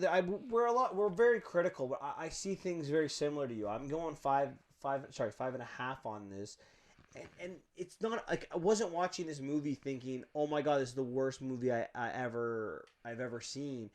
I mean, sure, the message wasn't very good, but it's not horrible by any means. Again, the characters they do have, the base characters, the shells of their characters, Jane, Sabina, John Bosley, they're good characters. Even Elizabeth Banks Bosley, they're good characters. They're just not developed. They're not given the ability to make it interesting. So I'm going 5.5 on it. all right. Okay. So that's it for the new movies this week. It's the end of the month, and at the end of the month here on Rant on Reels, we like to do some trivia. So, Xavier, I will be asking you some questions. Are you ready for Alright. another beating? Let's do it. So what I've decided to do this time is the theme I've decided to go with is movie music. So I'm going to give you a song or songs if need be, and you tell me the movie that the song was originally written for. So for example, if I said My Heart Will Go On, you would say Titanic. perfect. Good. How do you feel? I have not told Xavier the theme. So now that you know the theme, Xavier, how do you feel? Not good. Why? So I'm probably gonna screw it up. All right, hold on. Like I screw up my whole life.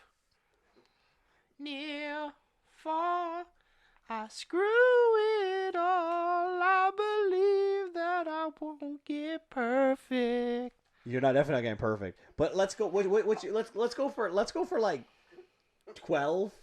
Let's go for like 60%. We'll see. All right, I'm gonna start with an easy. I'm gonna start with an easy one, I think. Yeah. To keep your eyes over there. Oh, those are the answers. Oh, can you hide that? No, those are not the answers. use The your answers. phone. So first Noob. movie song. You have to sing the song. If you don't sing Over the song, the Rainbow. Okay, you guys agree? Okay. yeah, is that free?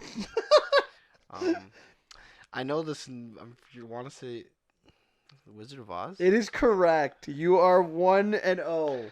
I couldn't remember the name of the movie. I was like, yo, what the hell is the name of that movie? I would have also said If I Only Had a Brain or Ding Dong the Witch is Dead as other clues if you needed some help. No. All right. Next one. I Won't Say I'm in Love. So Hercules? It is Disney's Hercules. Very good. Oh, you're 2-0. I think this is the first time we've done trivia and you're 2-0. Oh, we'll see. Not for long. One Day More is question number 3. Oh, this is the first one I'm going to get wrong. One day more. One day more. One day more to revolution. We will nip it in the butt. Can I get another hint? We'll be ready for It's the another song. schoolboys. On My Own. I Dreamed a Dream. I can't. That's the easiest one. I dreamed a dream. Definitely not Pinocchio. A dream is a wish your hearts make is from Cinderella. That Yeah. helps. Something revolution. Nip the revolution. But what had a war and a revolution? He's thinking. This is a throwaway. Let's just go. Disney's The Rescuer. It is not a Disney film. It's a musical that had Is it Hugh The Sound of Jackman. It had Oh, The Anne Greatest Showman? Hathaway. It had Russell Crowe. Oh, Les Mis. Les Mis would have been the right answer. Oh, I on never that watched that movie film, so. If I watched the film, I would have known. I didn't All even right. hear any of those songs before, so technically I'm perfect. I will give you another easy one. Okay. The Eye of the Tiger. Hey, nothing out of you guys. I can't you can't say- figure that one. I'm trying to figure out which Rocky. It has to be. You have to get the right one because it is from the specific movie. Is it Rocky? I'm trying to see because it's 4 or 3. If it helps you sleep at night, it's one of those two. I know it's one of those two. One features Burning Heart and one features Eye of the Tiger. I want to say 4. You are incorrect. It is number 3. 4 is Burning Frig. Heart because it's East versus West, Russia versus the USA. Frig. It is the third. All right, this one's a little bit harder. Maybe it's a little bit of it's a movie that's you would have been born for, but I would have. Oh, you. Gangster's Paradise. Oh, Sonic. I'm joking. Give me another. That's not my actual answer. Because the trailer had Sonic in it. That's why I'm just saying that. Gangster's Paradise. Give me another one. Gin and Juice. That would be the two that you would. I can give you the only clues I have. Coolio sings "Gangster's Paradise" if it helps. know. You were alive for this. I would have been like young. No, I'm not. Oh, What year? Dave knows it. What year is this? I don't know the year. Off the top of my head, 89, 90 would be my guess. 91. Early 90s. Is it Boys in the Hood? No, it's not. Dave. Dave is saying Dangerous Minds if you can't hear him, and Dangerous Minds would have been the correct answer. Oh. Michelle Pfeiffer. Oh, Gin I and love Juice. Michelle. Isn't Gin and Juice freaking that? I was thinking of the Dr. Dre song. Maybe. All right, another easy one for you, Xavier. Summer Nights.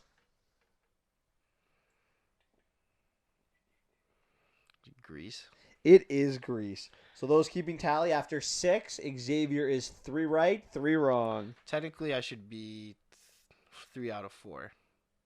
Because the other 2 I never heard before in my life. So They're easy ones though. It's not like I'm giving They're you easy, hard but I never movies. heard of And them. Les Mis I never is heard like this song. Les Mis is like classic. I couldn't name one song And- from Les Mis, and I Well, that's your fault for not being a movie Yeah, movie so- file or cinephile.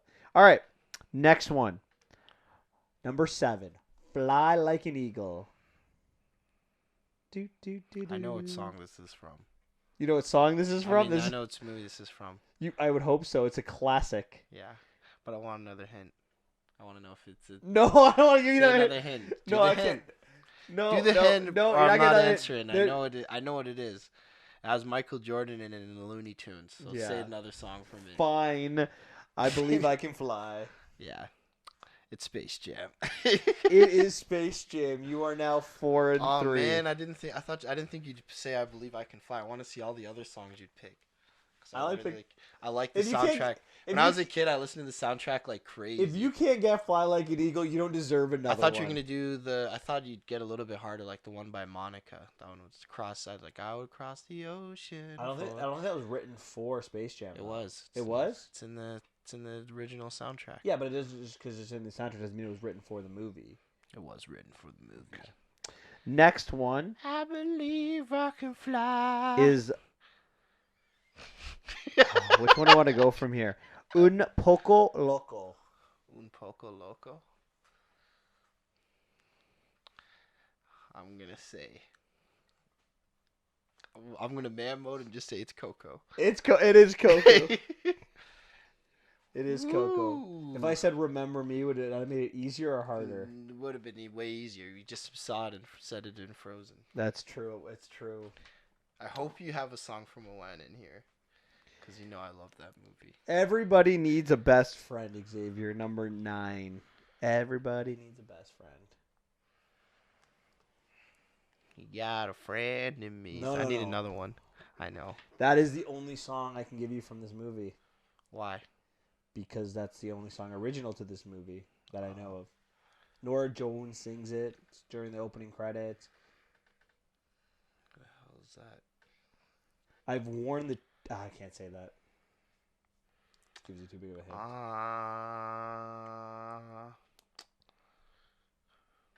Say the name of this title again.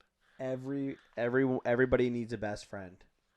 Everybody needs a best friend. Yeah, I don't know. I've worn a T-shirt on this podcast of this movie. You know it now? You wear a T-shirt of this movie? Oh, actually, I can give you another one. Thunder Buddies. Oh, it's Ted. Yes, but when I'm you not said giving... when you said the T-shirt, I was gonna say Ted, and then you said freaking Thunder Buddies. All right. Well, I wasn't gonna give it to you after that hint. What? All right. You wore a T-shirt? No, you should have gave it to me. There's limited. I should have counted. Okay. All right. The producers are saying it's counted. It's Listeners, do you think it counts? 5. You're after 9. You're 5 right. 4 wrong. All right. Next one. Technically 5 out of 8. 5 out of How do you 7. solve a problem like Maria?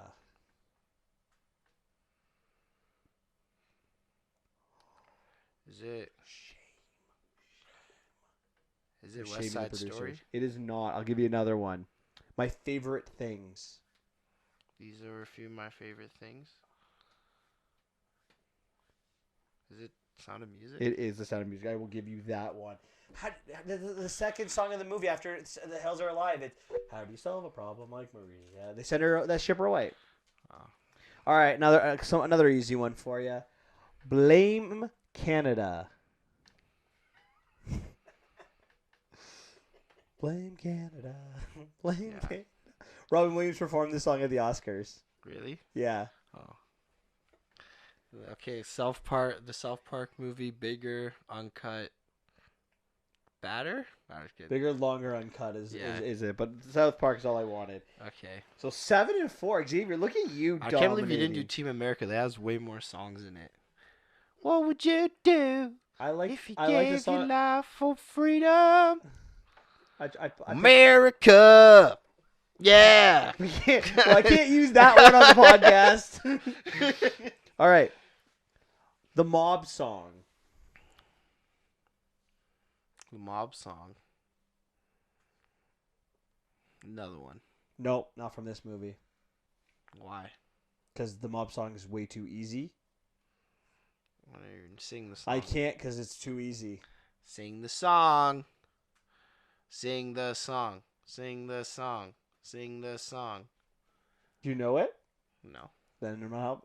Fine. I'll give you another. If I give you another hint, you're done. Okay. Something there.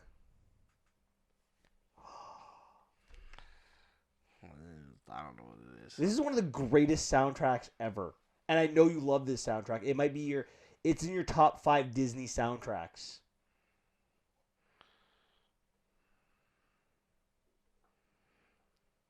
Top 5 Disney soundtracks. There's a beast. Was it Beauty and the Beast? Yeah, the Mob song is the song Gaston sings on the way to kill the beast. Kill the beast! Kill the beast! And then something there is like, wow. No. Okay. Well played. I thought that's one. I know that's one of your favorite Disney songs. Yeah, those are 2 songs I don't freaking like though on the side. Oh, the Mob song would be up in my.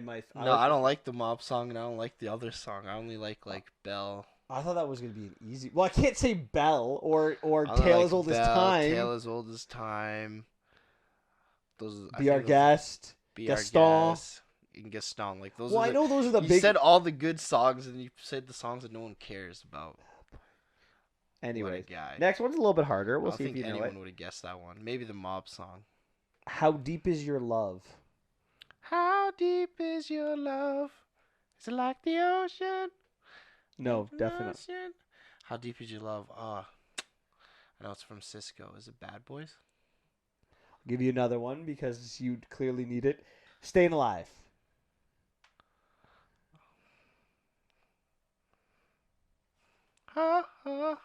Hey, Cisco. He's already doing well today. I already know. I think it's. I guess I'm gonna say Saturday Night Fever. That is correct. It's also Happy Gilmore. Yeah, but it's originally from Dave saying Happy Gilmore. It's the category is originally The Power of Love. That's the power of love.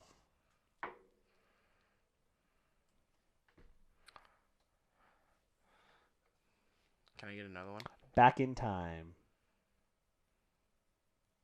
I don't know what that even means. I was gonna say Bye Bye Birdie, but Nope. Anyone from the producers? Back to the Future is the correct of course answer. you'd have a freaking thing from that crappy movie. Also nominated for one of those songs were nominated for an Oscar that year just for the crew. The Nicest Kids in Town. I don't even know what that means. He's doing all these signs that don't even help me. Good Morning Baltimore. You Can't Stop the Beat. Hey, stop it. Sorry, everyone who's listening who can't see. Is it Footloose? It is not Footloose. Guys? Yell it. Hairspray. It is Hairspray. Oh. Never watched that either. These are all things I didn't watch. All right. So. Tomorrow.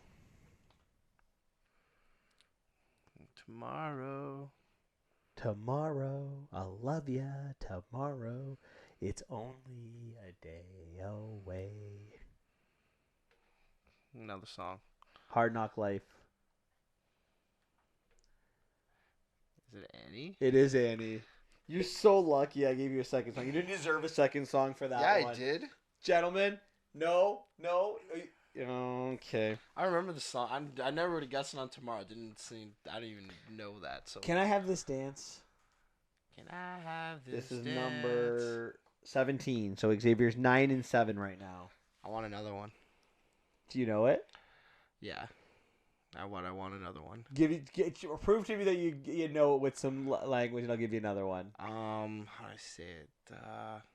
It's the third in the installment. Okay. You can get Now or Never. I Want It All. Song. I love that or song. a redone of the High School Musical 3. It is. I know you're a High School Musical fan. I had to see if I could throw you off with one. Can I have this? I sang the song on YouTube. Don't look for it. Check YouTube. Can I have Take this? my hand. I'll take the lead. In every turn will be safe for me. Take My Breath Away. Take my breath away. Is that one? I have no idea. I just know the song. I know the song, but I don't know the thing. What's another? I need another one. No. Danger Zone. Fine. Is it Roadhouse? It is not. It's a movie you have not seen, which is one of my favorite movies of all Top time. Gun? It is Top Gun. They had movies made for that? You knew I was putting Top Gun. Take My Breath Away won the Academy Award for Best Song that year. Yeah, because it's a good song. Scotty Doesn't Know. Scotty doesn't know. Scotty doesn't know. So many freaking movies played at the end of the song, though. No, it's only one. It's literally written for this song. Matt Damon kind of sang it in the movie, but he didn't actually sing it. Which one is it? Cause, bro, it was at the end of the movie. Nope. Bring It On, was Nope. it not? So I definitely. What's another one? Is that That's the only it. song? And then it's all like non like other music from other countries. Yeah, I don't know. It's a Euro Trip. Oh. But Scotty Doesn't Know is a great song. What do I want to go with for the last one? The ones that I. So he's 10 and 9. Do I give him a hard one or do I give him an easy one? Just give me a hard What do you one. guys? Hard one? And then a bonus round for the tie break. Sure. Seasons of Love. That's hard. Not really. It's actually really easy. What is it? It's probably a movie I haven't seen, so I don't know why I said hard. It's like 565,400 minutes. That's how many minutes in a year? I don't. Yeah. Oh my god. I fucking know this movie and I can't. What movie is it from? Idina Menzel is in it. I don't know who the hell that is. Elsa. I know she's Elsa. So All right. 500 something, man. I know what song, I know what movie. I'm gonna kill myself. It is Rent. That would have been Why the did right you answer. say it? You didn't know. All right. I was That's 10 and 10. Xavier's going for the tiebreaker. so freaking lame. All right, Xavier. I'm gonna make this really easy for you because No, don't make it super easy. Just be fair. Just make sure I've seen the damn movie. Okay, like I don't know what movies you've seen, what movies you haven't seen. Except for Top Gun, I knew that one. I did that on purpose. You All know right. I haven't seen Back to the Future. Yeah, but see, that's not fair. That's a classic song. There's barely any Disney movies in this. You did get Beauty and the Beast, so let's.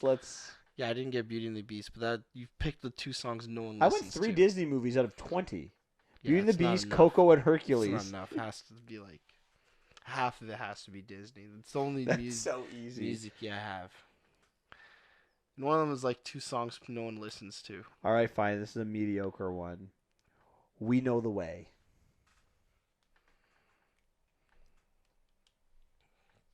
Hell, mediocre. Okay, what's another one, please? No, I'm not giving you another one from this movie because you're gonna eat it. You're gonna eat this one. No. Shiny. We Know the Way's from Moana. You named it the other way. You named the other song that. That's not fair. Moana wrong. You got Moana wrong. Eat it. You said you did a little trickster. That's why I didn't know it. We Know the Way is the end song for Moana. Yeah, but it's called I Am Moana at the end. No, She didn't say that's that the at the third. end. No. That's the third song. The last song after the end, when they're all together exploring, is We Know the Way.